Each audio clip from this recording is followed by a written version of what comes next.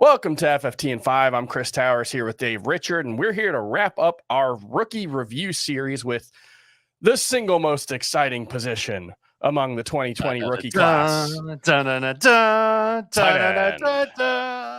Where Chigakonkwo led the class with a whole 450 receiving yards last season. Guys like Greg Dulcich and Cade Otton, Isaiah Likely, Daniel Bellinger, they all had some stretches of utility for fantasy, or at least stretches where we thought they might have some utility. None of them were actually all that good. To be clear, it wasn't exactly the strongest draft class for tight ends. We knew that going in. It looks like the 2023 class could be a really, really good one. So that's exciting because, Dave, I'm not sure we've got a future fantasy starter among the 2022 class.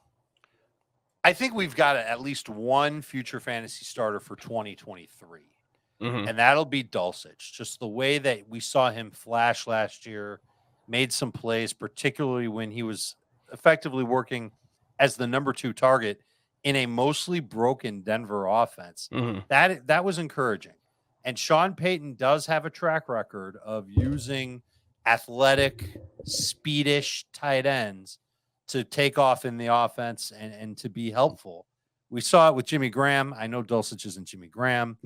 He tried to do it with Kobe Fleener. I think Dulcich might be better than Kobe Fleener. And there's other tight ends along the way who's contributed to help Sean Payton out. And so that's basically the gist of Dulcich as to why he's a top 12 fantasy tight end, along with this simple fact, Chris. There aren't a lot of good tight ends out there in fantasy to begin with. And by the time you get to pick 100, you're looking for guys that you're hoping they can find their way to 800 yards and 5 touchdowns.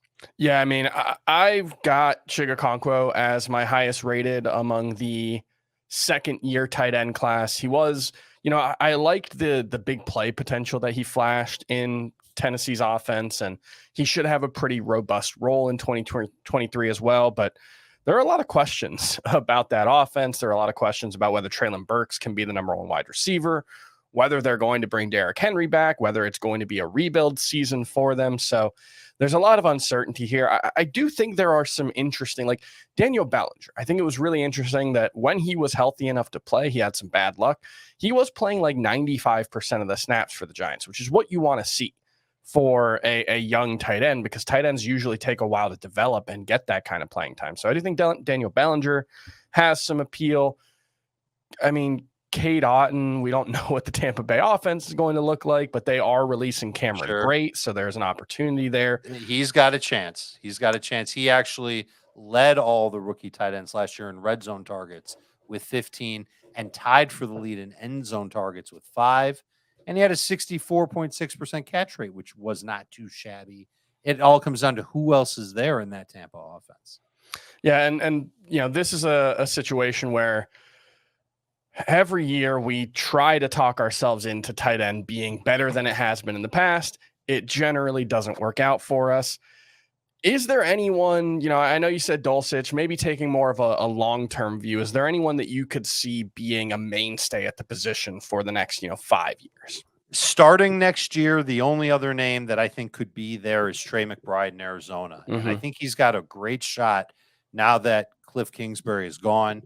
That offense typically did not feature tight ends that much. We did see Zach Ertz work as a red zone threat, certainly a guy that came up with touchdowns late in 2021 and early in 2022. I don't expect Ertz to play this year, and if he does, I'm not sure it's going to be in Arizona. McBride was a terrific talent coming out of Colorado State, and he's got huge size, and he can move a little bit. I wonder if he's got a chance. And speaking of catch rate, almost a 75% catch rate for Mr. McBride. The offense that's being installed there, I'm guessing it's going to be a little bit of the West Coast scheme. And I'm thinking that it would benefit McBride if he is indeed the top tight end there.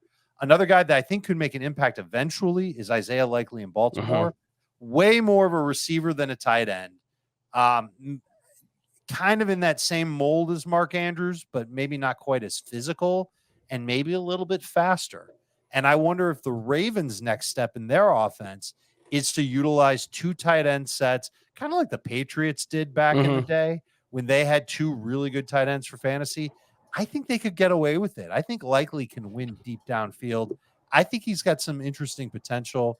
And he lined up the second most snaps in the slot last year, 54.2% of his snaps in the slot among rookie tight ends, rather. So he's someone that I think could end up being impactful in fantasy. Maybe not necessarily right off the bat in 2023, but toward the middle end of 2023 and into 2024. There's 5 of them. There's 5 tight ends. We've talked about all 5 of them through this little pod that we're doing. So there's some sleeper appeal, but not necessarily anyone we project to be superstars. We may hopefully get that from the incoming 2023 rookie class, and we'll talk about those guys as we move forward in the offense. There's a lot to get excited about there. If not the 2024 class, there's a kid named Bowers. There you go. You might have watched on Saturdays. You'll see him again. That guy looks like he could be electric. All right, we'll be back tomorrow to preview the tight end free agency class on Fantasy Football Today.